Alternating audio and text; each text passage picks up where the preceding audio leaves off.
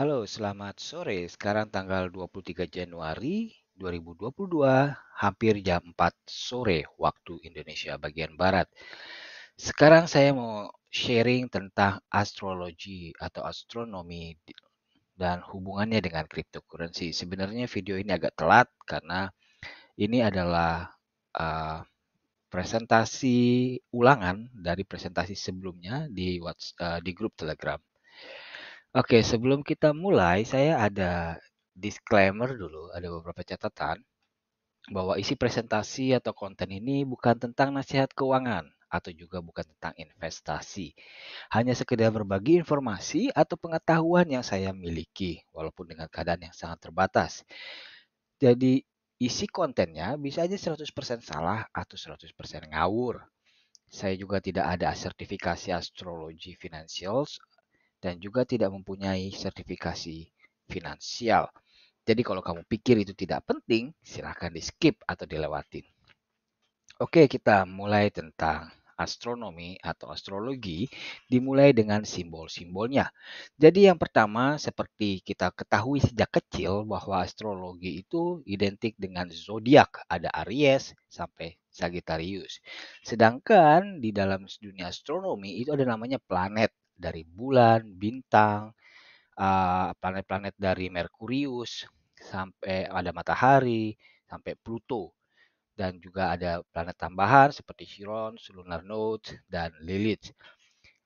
Ini sangat kompleks untuk astrologi yang berkaitan dengan finansial karena ada yang dikaitkan dengan kalau planet ini di planet Pluto masuk ke Virgo apa yang terjadi atau misalnya kalau Scorpio masuk ke Venus apa yang terjadi atau Pluto masuk ke Saturnus apa yang terjadi. Ini sangat sangat banyak hafalan-hafalannya. Jadi saya coba untuk klasifikasi atau kategori dengan hal yang lebih mudah. Contohnya untuk bullish zodiak itu saya kategorikan ada Aries, ada Taurus, ada Cancer, Leo, Libra, Scorpio, Sagittarius dan Pisces. Sedangkan untuk bearish zodiak itu ada Gemini, Virgo, Capricorn dan Aquarius. Sedangkan untuk planet itu ada kombinasi-kombinasinya. Misalnya ada transisi dari Jupiter ke matahari, itu artinya bullish, ada transisi dari Uranus ke Venus, itu artinya bullish, sedangkan Saturnus ke Pluto itu artinya bearish, atau Saturnus ke bulan itu artinya bearish. Dari tabel ini pun kita bisa lihat bahwa Jupiter itu mendominasi situasi bullish pasar, sedangkan Saturnus mendominasi pasar yang bearish. Lebih dalam kita akan membahas tentang planet-planet dan hubungannya dengan market atau pasar.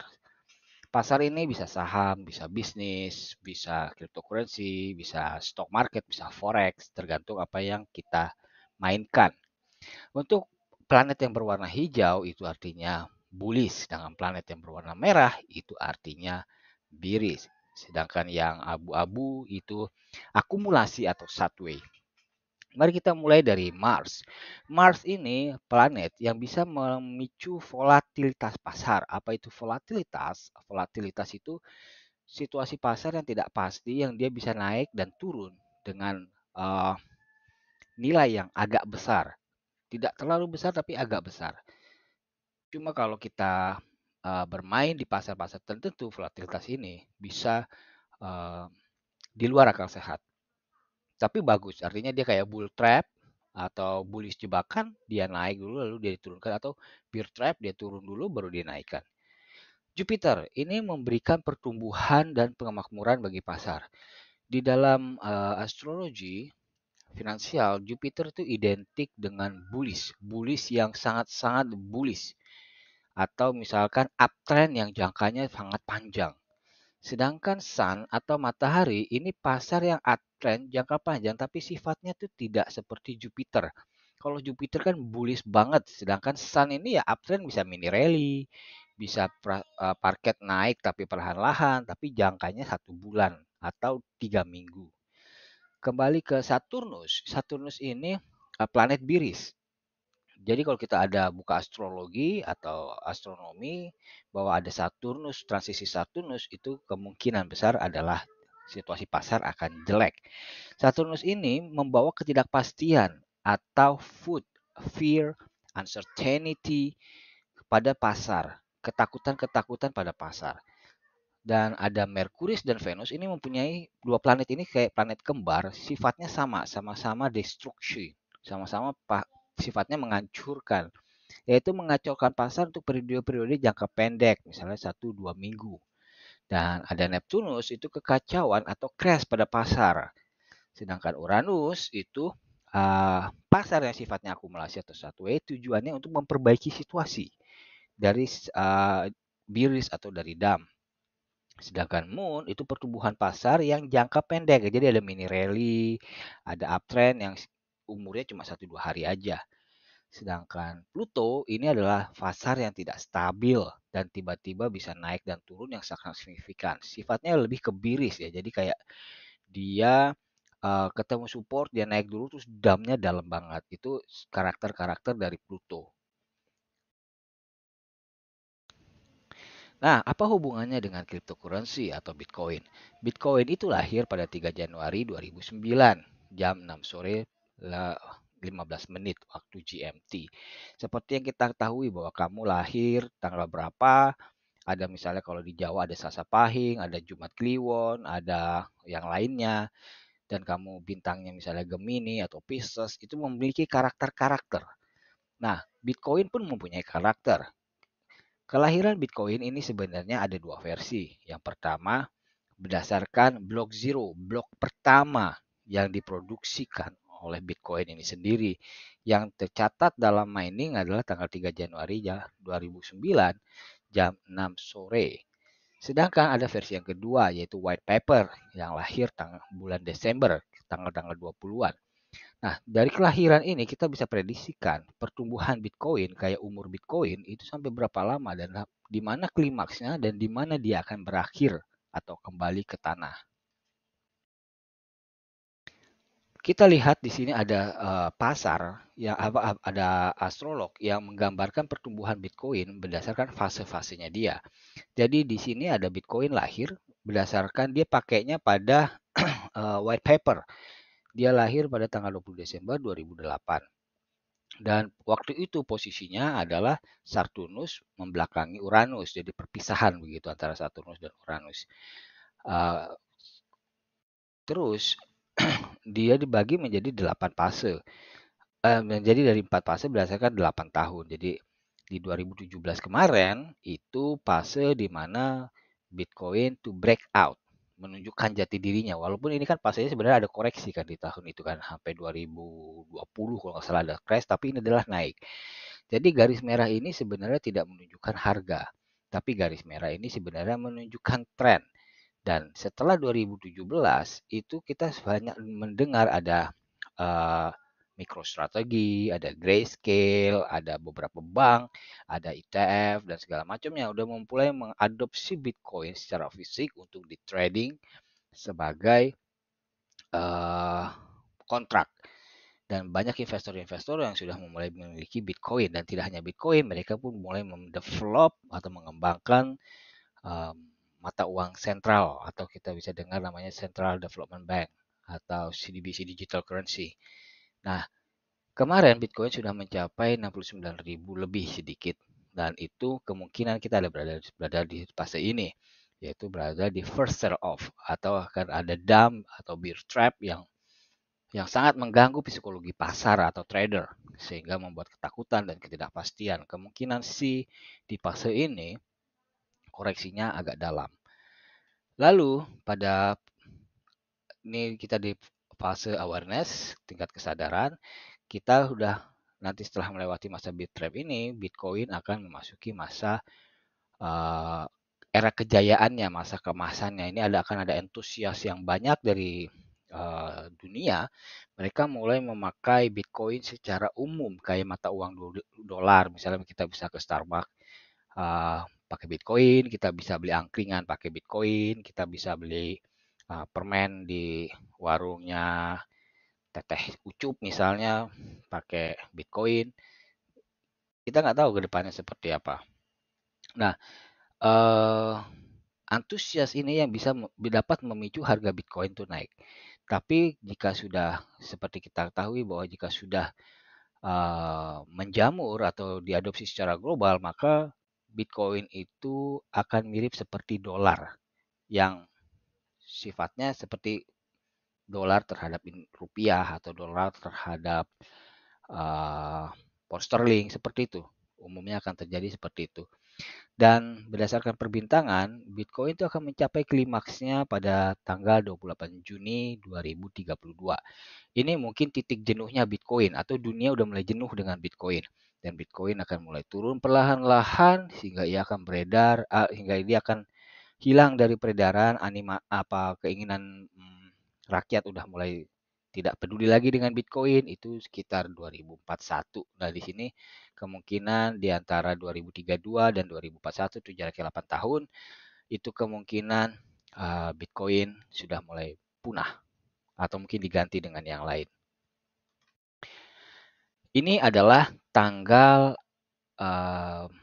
perbintangan dan posisi planet di Januari 2002. Sebenarnya dia ada PDF-nya, ini ada banyak, dia sampai 1 tahun lebih, itu udah lengkap PDF-nya, posisi bintang dan planet, dan juga sampai kita bisa download sampai tahun-tahun ke depannya, atau kita juga bisa download dari tahun-tahun sebelumnya, jadi kita bisa backtest, kita bisa bandingkan dengan situasi-situasi tertentu, apakah cocok dengan chart atau pasar saham pada waktu itu. Yang di atas ini adalah planet, yang di dalam ini yang derajat-derajat ini adalah posisinya, posisi planetnya itu. Jadi ada conjunction, jadi ada opposition, jadi ada pertemuan, ada perpisahan seperti itu. Dan juga ada pertemuan dengan zodiak, ini ada Aries, ada gambar Gemini atau gambar yang lainnya. Ini sangat kompleks, jadi perlu sedikit ilmu astrologi untuk membaca ini. Dan ada orang juga yang suka mengubah tabel tersebut menjadi chartboard atau diagram geometris seperti ini. Dan pada diagram ini ada yang di tengahnya adalah bulan. Jadi kalau dalam astrologi, bukan bulan, maksudnya bumi. Jadi dalam astrologi, bumi adalah pusat dunia. Jadi planet-planet itu mengelilingi bumi, matahari itu mengelilingi bumi, zodiak-zodiak itu mengelilingi bumi. Dan membacanya itu berlawanan dengan arah jarum jam. Jadi kebalikan dari arah jarum jam. Setiap bagian potongan ini kalau saya tidak salah ingat itu sekitar 30 derajat. Dan ini contoh dari diagram tabel planet ini diubah ke dalam diagram seperti ini atau chart kita sebutnya. Nah, itu susah, itu perlu ilmu. Jadi ada cara simple yang memudahkan kita untuk membacanya. Kalau kata Bill Gates itu dia punya quotes tentang biasanya orang-orang malas atau orang nggak mau kerja, orang-orang tidak pintar itu dia lebih suka cara-cara termudah untuk memudahkan kehidupannya seperti itu. Nah, saya akan mencoba membuka di astrology.com. Di astrology.com ini kita bisa lihat banyak sekali kalender-kalender atau event-event yang sudah dilengkapi dengan posisi zodiak dan dilengkapi dengan posisi planet. Bahkan dia sudah taruh deskripsi-deskripsi yang mudah diartikan dengan bahasa awamnya secara global. Tapi ini secara global, bukan finansial. Namun kita punya tabel yang memudahkan kita untuk membaca, yaitu tabel-tabel yang tadi di atas ini. Sorry, agak saya scroll. Yang planet Jupiter artinya apa, planet Merkurius artinya apa, terus ada zodiak bullish misalnya kayak Scorpio, Sagittarius dan Pisces itu bullish atau biris kayak begitu. Tuh jadi kita tinggal kalau orang trader kan sebenarnya dia tinggal bullish, biris, udah gitu aja. Sisanya technical analisa yang bermain target-target entry, target jual, target misalnya situasinya mau short atau long kayak begitu, sisanya technical analisa. Jadi astrologi ini hanya membantu kita mengestimasi tanggal waktu atau periode dari suatu pasar. Nah, contoh kita ambil tanggal 20. Kalau tanggal 20 ini Mars di dalam Taurus bertemu dengan Uranus di dalam Taurus. Jadi kalau kita buka tanggalan yang tadi, ada Mars dan ada Taurus. Ini ada Mars arah market volatil. Taurus itu bullish, berarti bullish volatil dengan apa tadi itu saya lupa, sorry. Uranus dan Taurus, Satwe dan bullish. Berarti bullish yang volatil.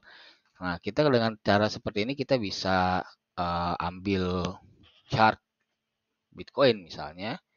Kita ambil Bitcoin dan kita bisa cari tanggal 20. Saya ambil begini. Sekitar tanggal 20 tuh yang mana ya? Kira-kira 20 Januari. Nah, ini dia. Ya, jadi kita bisa lihat jelas 22 Januari adalah bullish yang volatil. Nah, ini 20 Januari ya. Itu dia pakai GMT atau global. Nah, ini saya pakai WIB, kita anggap aja seperti ini. Jadi bullish yang volatil. Jadi 20 Januari dia nggak salah juga disebut bahwa akan ada volatilitas bullish di 20 Januari. Seperti itu. Dan kita bandingkan lagi, misalkan tanggal 23, sekarang tuh tanggal 23, Mars di dalam Taurus mengotaki Jupiter di dalam Aquarius. Artinya sebenarnya dia tanggal 23 ini Aquarius itu identik dengan Biris. Ini saya buka di tab baru supaya gampang kita switch-switchnya.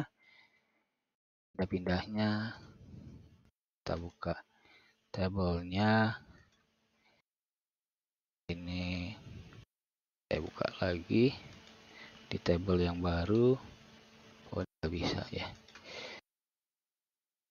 Oke, di sini tanggal 23 Mars di dalam Taurus dikotakin dengan Jupiter di dalam Aquarius.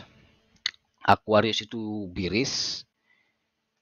Jadi Jupiter di dalam Aquarius. Jupiter itu bullish. Jadi habis bullish masuk Biris kayak gitu itu bahasanya. Dia ada bullish di dalam Biris. Kemudian ada Mars di dalam Taurus. Berarti artinya tadi di sini Mars di dalam Taurus ketemu Satwe di dalam bullish. Jadi volatil bullish ketemu dengan Satwe bullish. Nah, kita lihat chartnya. Bahasanya itu volatil bullish ketemu dengan Satwe bullish. Nih hasilnya chartnya itu seperti ini. Terus yang kedua adalah volatil Taurus. Taurus itu apa ya? Taurus itu bullish.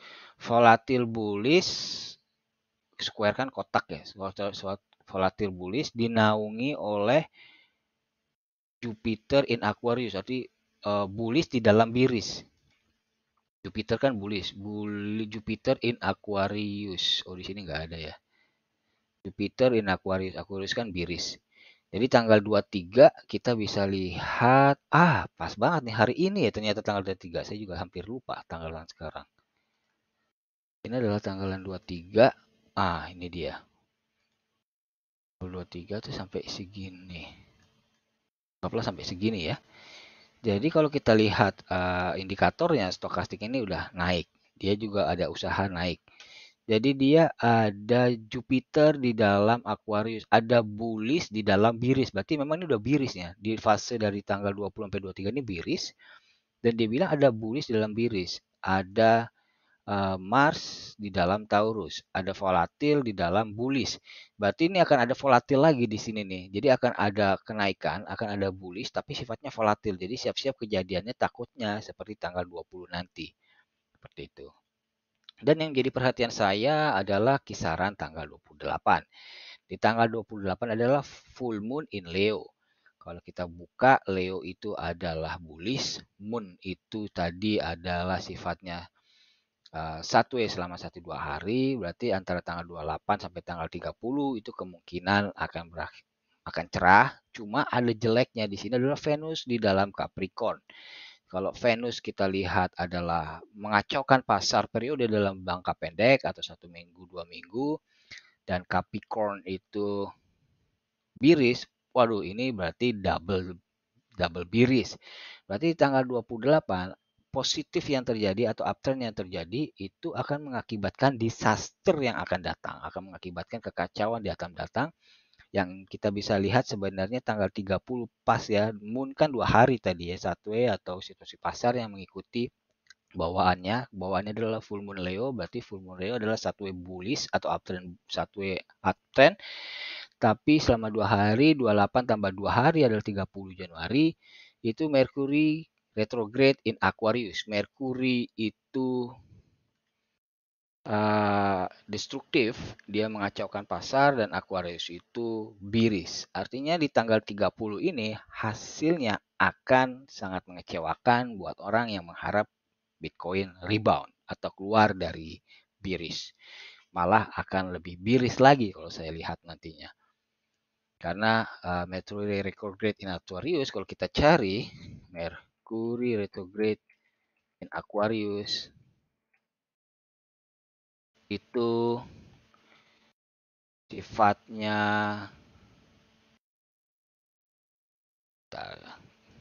finansial.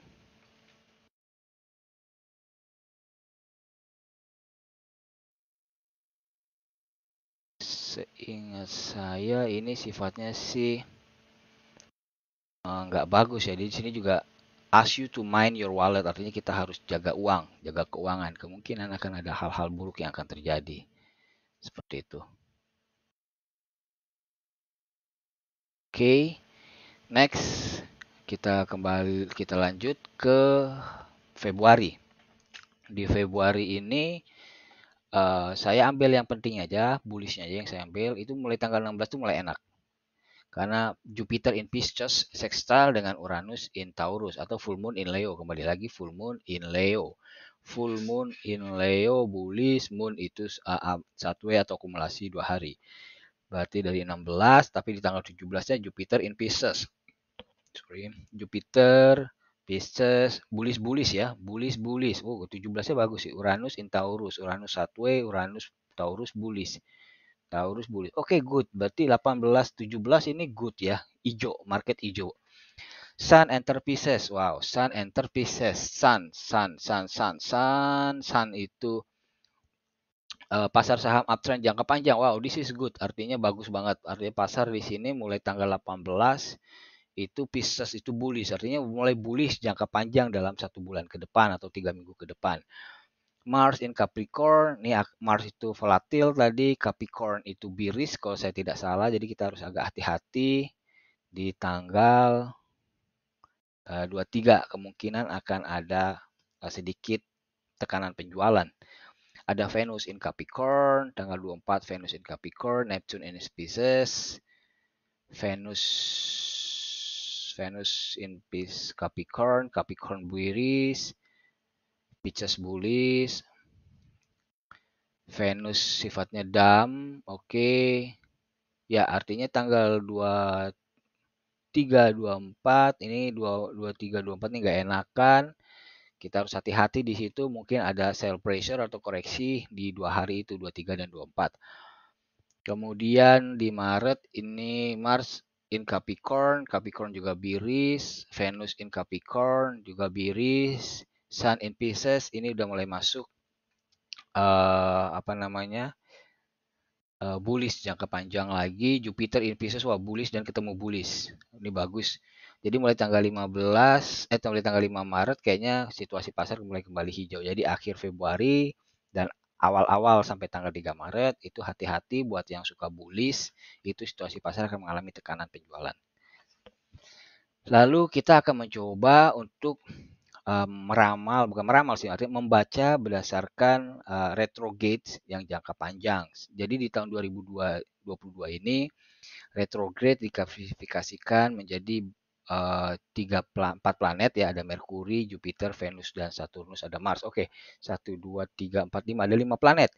Dan Merkuri retrograde itu sifatnya kekacauan, bearish, tekanan penjualan, ketidakpastian, ketakutan.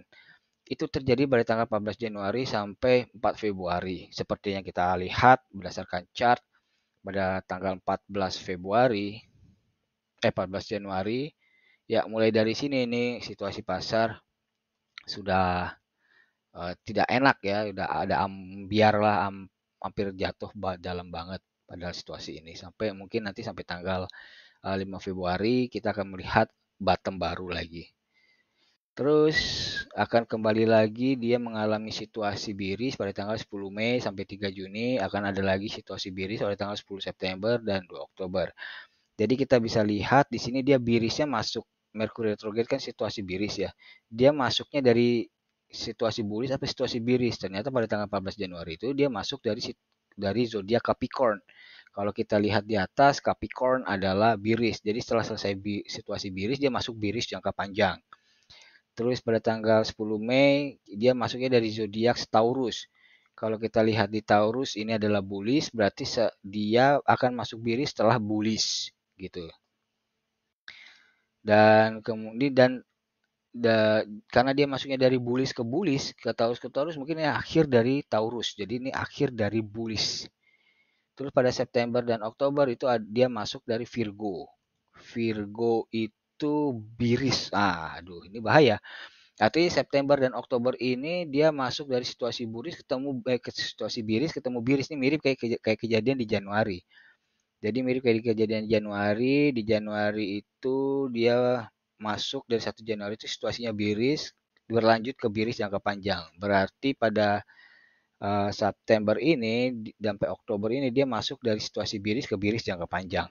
Jadi kita harus hati-hati untuk Merkuri ini. Kita bisa set di tanggalan bahwa untuk long atau untuk bullish dihindari atau dihati-hatilah dengan tanggal-tanggal Merkuri retrograde. Ada good newsnya adalah di Jupiter. Itu dia mulai dari tanggal 29 Juli sampai November, mulainya dari zodiak Pisces. Sedangkan Pisces itu adalah bullish, berarti dia masuk si Jupiter ini masuk dalam situasi bullish Juli. Kalau kita lihat di sini Juli, Mei, Juni, Juli. Juli itu tidak ada bersinggungan dengan Merkuri ya. Jadi setelah situasi biris Juni, Juli, habis Juni kembali ke Juli, ini berarti dia mulai, jadi ada jarak antara 3 sampai 29, 3 Juni sampai 29 Juli. Nah, mulai bullishnya tanggal 29 Juli. Cuma dari Juli sampai November dia ada persinggungan di September dan Oktober. Jadi kita harus hati-hati di persinggungan ini. Kemungkinan dari 29 Juli sampai 24 November itu adalah bullish. Cuma ada biris yang lumayan agak lama, mungkin sekitar 1 bulan lebih. Kembali ke Venus itu Desember, masuknya dari Capricorn ke Sagittarius. Masuknya dari Capricorn itu biris ke Sagittarius bullish. Itu Venus itu sifatnya coba sebentar. Sifatnya mengacaukan pasar ya. Berarti Venus itu dari Desember ke Januari akan ada volatil bullish, tapi pasarnya nggak enak nih. Ada Sagittarius. Enaknya Sagittarius itu biris. Artinya setelah masuk fase biris, dia akan keluar ke fase bullish. Di Juni, oh ini ada missing ya. Tadi kan 3 Juni ya. 3 Juni itu hilang kan. 3 Juni sampai 29 Juli itu hilang. Tapi di sini ada Saturnus dari 5 Juni sampai 23 Oktober. Saturnus itu jelek ya. Saturnus itu membawa ketidakpastian ya, kayaknya kembali kita ke bulan Januari deh kayaknya di Juni sampai Oktober nih. Oke, berarti nggak mengenakan. Berarti antara 23 Oktober sampai 24 November ini adalah situasi bullish ya, karena tidak ada persinggungan di antara sini. Kekosongannya diisi oleh bullish. Di 30 Oktober sampai 13 Januari itu ada volatil yang sifatnya bullish atau uptrend. Oke, kita bisa lihat ini adalah kalender dari 2022. Lalu ini adalah timeline Januari, 16 sampai 17 Januari, itu secara teori tidak menguntungkan pasar karena menunjukkan rusaknya struktur pasar. 16 dan 17 Januari, ya kita lihat struktur pasar rusak. Kalau kita ambil timeline besar, ya ini di antara support ini nih, 16-17 Januari ya. Terus 17-18 akan adanya koreksi yang diikuti dengan rebound pada tanggal 19. 17-18 ya benar nih, 17 sampai 18 ada koreksi dan akhirnya rebound.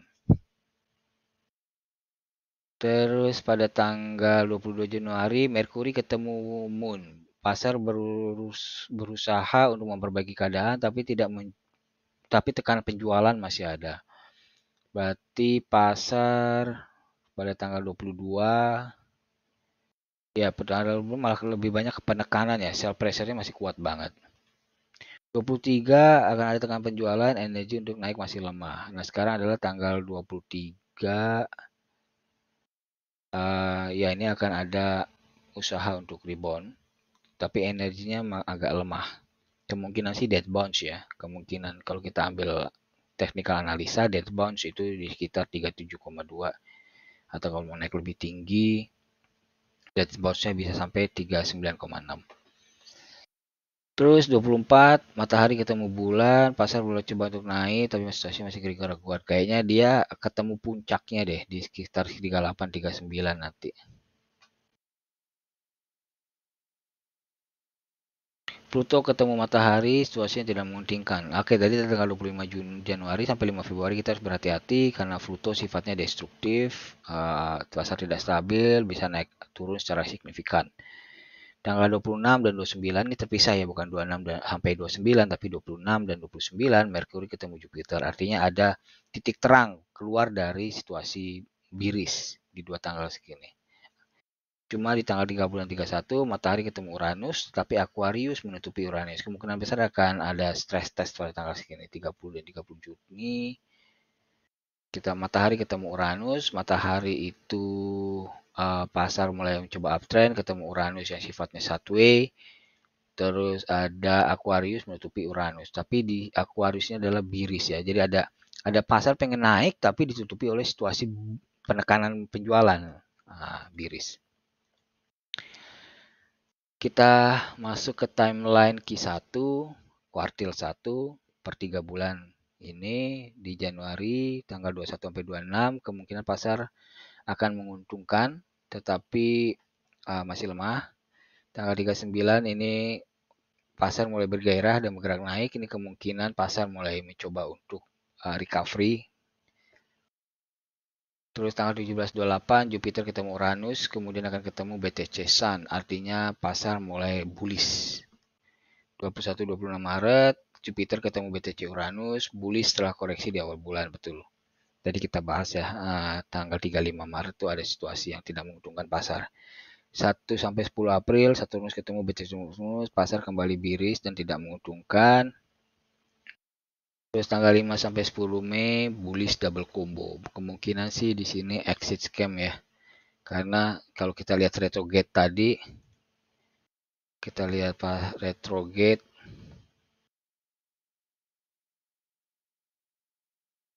Mei mana ya? Nah, ini 10 Mei itu udah masuk Mercury retrograde. Ini udah kayak sell pressure udah kencang banget sampai 3 Juni. Oke, ini saya bikin mungkin sebelum BTC crash ya. Ini masih di area 38.500. Jadi kemarin waktu itu saya coba untuk mungkin akan ada dead cut bounce ke 40 dulu sebelum turun deras, ternyata langsung bablas sampai ke area support pertama. Sedangkan di area merah ini adalah max pain, ini kemungkinan target crash selanjutnya dan mudah-mudahan sih nggak sampai max pain combo ya. Ini max pain combo yang sifatnya destruktif. Fluktuatif karena pada akhir bulan tadi kita lihat ada Pluto yang sifatnya fluktuatif sangat signifikan. Jadi mudah-mudahan BTC naik dulu agak tinggi di 38 39. Jadi kalau jatuh tuh nggak langsung ke 26 ya, mungkin kisaran 30 atau jatuh dikit lah ke 28 29 kayak gitu mungkin, dan setelah itu BTC mulai reversal naik. Jadi apakah BTC punya kemungkinan untuk new ATH? Kalau saya lihat sih akan ada rally 3 bulan ya. Akan ada rally kucing-kucingan tuh 3 bulan, Februari, Maret, April setelah tanggal 10 sama Mei. Jadi ada tuh 2, 3, 4, ada 4 kesempatan. Ini kan 1 sampai 10 dia bearish. Atau kemungkinan akan ada koreksi. Atau keluar dari Saturnus ketemu Neptunus, berarti keluar dari situasi bearish ke sideway. Jadi kemungkinan 1, 2, 3, 4 nih, 4 area ini cukup lah ya buat BTC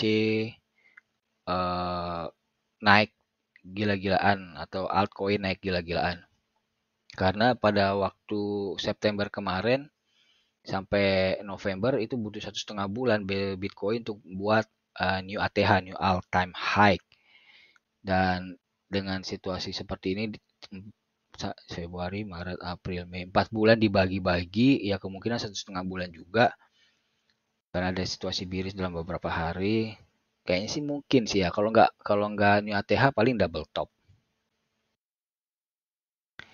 Lalu ini adalah altcoin yang harus menjadi perhatian, ya bukan harus sih, sepertinya akan menjadi perhatian karena dia mempunyai performa 3 bulanan dan performa 6 bulanan yang bagus. Jadi kalau kita mau cari bottom terus mau balik modalnya cepat, bullishnya cepat, ya kita cari yang 6 bulan atau 3 bulan yang performance-nya bagus atau kenaikannya bagus atau hijau. Nah, di sini saya punya beberapa 1 2 3 4 5 6 7 8 9 10 11 12 13 14 ya 16 koin lah, lebih dari cukup. Kita tinggal pilih-pilih aja sesuai dengan selera kita atau sesuai dengan bottom dan optimal profit yang akan kita dapatkan. Jadi untuk saat ini hanya itu aja presentasinya. Oh ya, saya ada satu lagi, sebentar ya.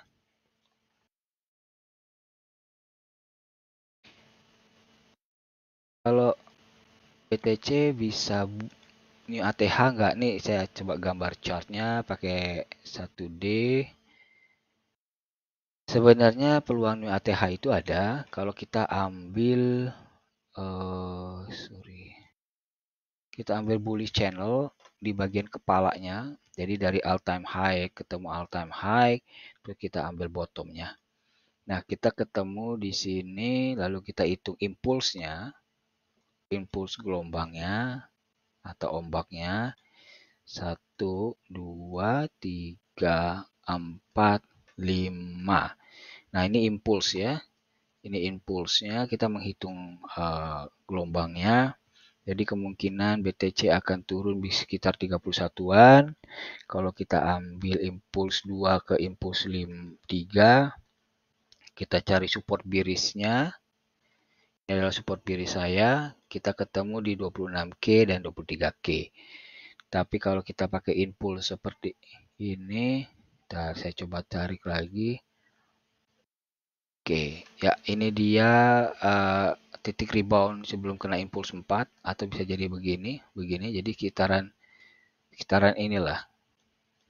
Sekitaran paralel channel bawah 30 atau 3230 dia akan naik. Atau kalau mau dia max pain, dia bisa di 26K atau 23K. Atau kalau kita pakai di 30K, kita tarik garis lagi ke impuls 3, itu bisa di antara 28 dan 26. Jadi ini adalah alternatif buat weak bottomnya kalau terjadi crash setelah dead bounce ini. Dan ini adalah estimasi kira-kira BTC akan mantul kalau normal ya pakai teori parallel channel, dia akan mantul di area 30-an, 30 ribuan. Kalau saya pakai dead cat bounce,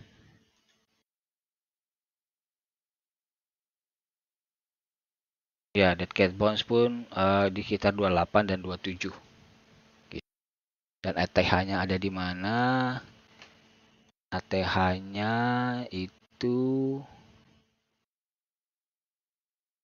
ambil bullish resistance aja ya, biar nggak terlalu ngotot. Dan resisten bullish ATH konfirmasinya itu di sekitar 76K sampai 86K atau double topnya kisaran 63 atau 58. Ini double top.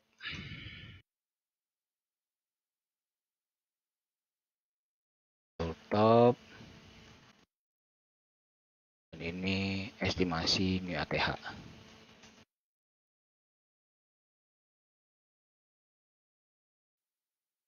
Apakah masih ada peluang? Peluang masih ada. Kita nggak boleh mengeliminasi peluang.